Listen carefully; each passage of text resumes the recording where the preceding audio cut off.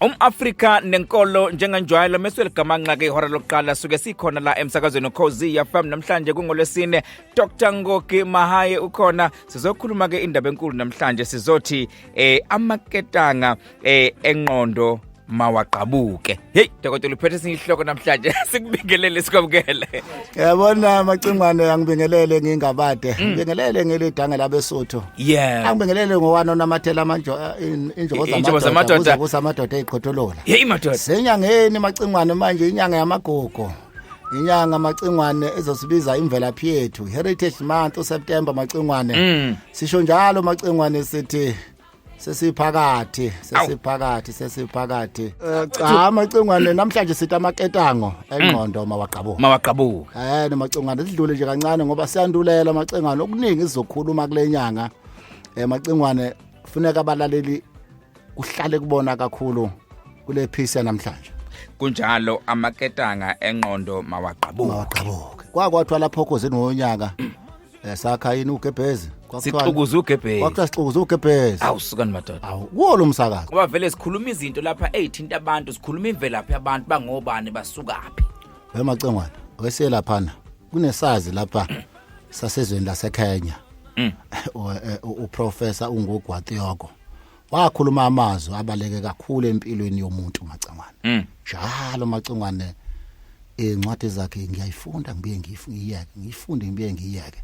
Ikhona enye ayithi decolonizing the mind ekhuluma kakhulu ngokucindezela kwabantu kusetshenziswa ulimi. Kodwa lensizwa ngelinye ilanga yathatha yathi angikhotha njengoba enjalo. Umuntu usuke engakhululekile uma umqondo wakhe usaqilazekile. Lo mbono walensizwa waziwa kakhulu ngokuthi ukukhululeka komqondo, emancipation of the mind. Ubalekile kakhulu umcabango walensizwa yaseAfrika macingwane. Phela uma umuntu egqilazekile emqondweni wakhe akakuboni okuhle nokukhulu ngaye. Enye ingozi macingwane. Ngakhuluma into ejulela ngathi kothisha abalapha igugu lesizwe ayikho into eyingozi bothisha njengomuntu ongazazi ukuthi ubalulekile.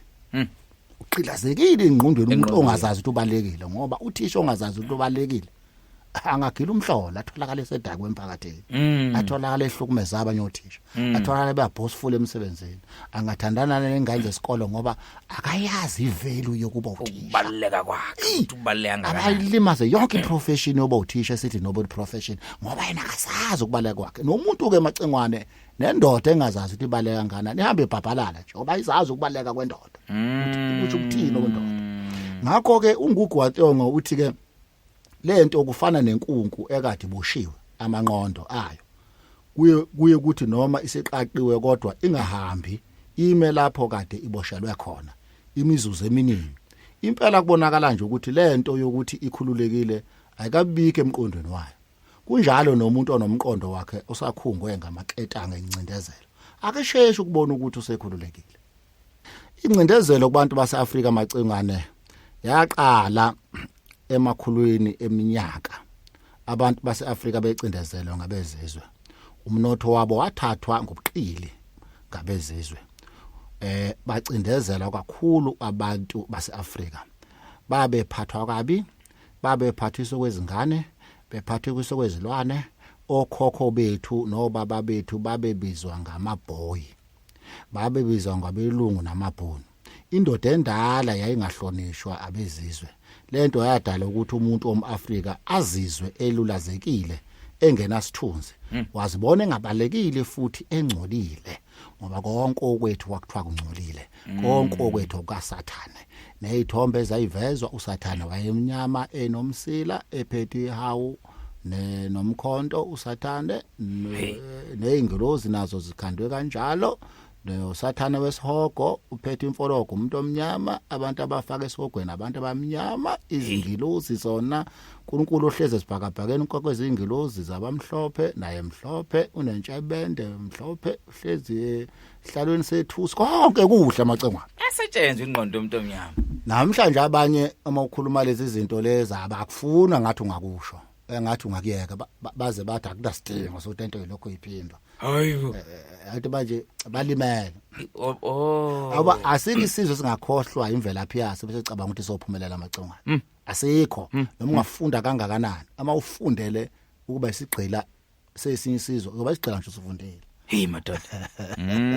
Ayi dokotela ngoba ngihlezi ngisho ngithi noma umuntu engafunda kangakanani kodwa uma imfundo yakhe sizokwenza ukuthi ubukele phansi ubuwena imvelaphi yakho lo mfundo iyingozi kumele iqashelwe. Ake siyetole mesibuya siyaqhubeka. Ingosi umAfrika nenkolo iyaqhubeka njengoba ke senawo Dr Ngoki Mahaye udokotela uyaqhubeka ke ubheka izinto nama system kanjalo nje namathuluzi ayesetshenziswa ukuthi abantu bakithi bebone umuntu omhlophe njengomuntu omkhulu beqhubeke bona beyibukele phansi umlungu ebaluleke. Dokotela ukunconywa umlungu kwaba yinto umuntu ayeshabeshekelayo ukuthandwa umlungu kwaba yinto ephambili kakhulu. Kwaqala lapho ukuthi abantu balahlane bahlukane phakathi. Kwaqala kwaba khona izinduna ezazibheke yonke into yomlungu. Izinduna lezi zazikhonzwe kakhulu ngabelungu. Zinencindezelo zicebana kakhulu. Impimpi induna ngikhuluma ngeinduna njalo emsebenzini. Kwasho lophuze chemical watshelo bani ukuthi uyinduna emsebenzini wabheka bafika late. Cha ungizwa kahle wena. Ukuthi noma seqhamuka umlungu hayi induna leyo yayiceba wonke umuntu wayengaphansi kwayo. Hey induna nje kwakusho ukuthi ufuna ukucebe. Yayinokwethembeka okukhulu induna lena. Wonke umuntu wayesebenza wayefisa ukuba yinduna ukuze akhonze umlungu wakhe. Hey bafethu. Waqala futhi manje kwaba khona izincelebane. Okwakuthi kungonakele lutho bese ziyacebana ihlala ngabanye abantu kuba phathi baze emsebenzini bese ikonyeliswa incelebana lena lento yadala ukuthi umuntu angabe sazibona ukuthi yena ume kuphi empilweni. Umuntu wabona umlungu njengesikalo sobukhulu standard of greatness ngoba nento esa pyramid le idwetshwa yayibeka umlungu phezulu egcineni bese umuntu lakudala umuntu wayengekho nakuleyo hierarchy nje uze waqhamuka late ke naye sekhona lapha phansi kodwa nje ke eyisenabele sonyawo zanga ngakho umuntu walahla ubuntu ayedalwe nabo ngenxa yokuthi waye ululazekile kakhulu ecindezelweni okukhulu okwakukhona umuntu walahla konke ayenakho edalwe nakho wangabe sakholwa ukuthi wadalwa ekhululekile futhi ebalulekile. Lento yadala ukuthi ingqondo yomuntu ibe nengcindezi eyisimangaliso. Lensila yajiya ngempela amacengwane engqondweni yomuntu. Ingakho uNgugi waThiyoko wayegcizelela ukuthi umuntu akakhululekile emqondweni. Umuntu nje egcizelela ukuthi umuntu akakhululekile emqondweni wakhe kuqala ngaphambi kokuba athokozele inkululeko ayibuye nayo ngokwepolitiki ngoba kwagcina sekuyipolitiki esikwazi ukukhulula umuntu ngoba yona yayikwazi ukuthi ngamandla ayo nangenkani yayisebenzisa ikwazi ukukhulula abantu ngenkani. Ngakho ke iAfrika iye yakhululeka kodwa umqondo wabantu bakithi ungakhulekile maketanga nencindezelo. Laba abantu abakaziboni njengabantu abakhethiwe uNkulunkulu. Ngisho bekhuluma bakhuluma ngokuhawukelwa nje uNkulunkulu abayiboni bengabantu bakaNkulunkulu.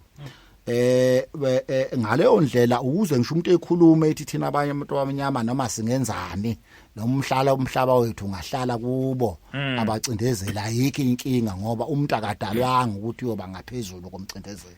Uyobuzwa abanye abantu ke ngenkolo ezihlukahlukene amacengwane bethi kukhona la kubhalwe khona ukuthi umuntu nje uyohlala esigcila sesizwe efunda imibhalo amacengwane eyabhalwa ababe nenhloso vele yokuthi asikholelwe lokho ukuthi asilutho engeke sibe yilutho. Yebo neyayibhalwa ivela kubo ngezibonakaliso ngoNkulunkulu babo ababefuna ukuqonela abethu. Ijulile lento. Befike neziprofeto zokuqonela. Ngakho macingane ke lento ngisho ngaya kwaJuda nje kwasekudaleni hayi ukuthi sibuke ukuthi thina ningizimu Afrika kuphela.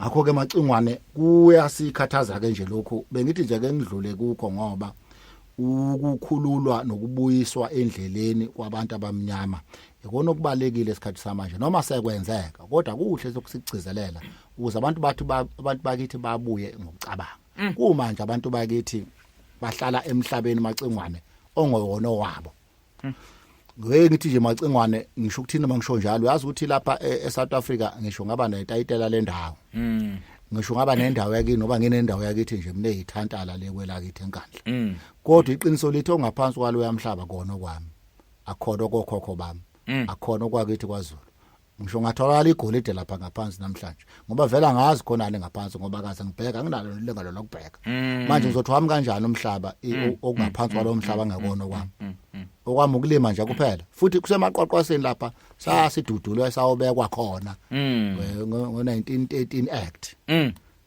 yabona sathathwa sawubekwa lapha sahlala khona ke lapha asicabangi thina indawo ezinothile uma ucabanga umnotho ucabanga wona lawo matshe lawo kodwa ke siyaphila khona ngoba isizwe sama-Afrika sasikhulu emacengwane sikwazi ukuphila endaweni ezinzima simelana nezimo ezinzima isizwe sama-Afrika sicindezeleke sahamba indawo sihlupheka sithwele sihlengela sithelwe isilulu sithandaza kusona isilulu uNkulunkulu wangena esilulwini kunemthandazo ngicela ngakhuluma ngayo iyayithandazwa uvume nezono zakho ngaphambi ungene sikweza yebo ubuhlungu lobo obaphathele obawubhekene nabantu abamnyama othi namhlanje uma ucabanga uzofekela usizo bese uyishaya inqulu uzincinza ukuthi kodwa wona ama-Afrika ayabona ukuthi uNkulunkulu sabakhulula Papa man ma-Afrika sebefuna ukuniphuca ubukhosi baphakade konakele kuningi kakhulu esingathi ingqondo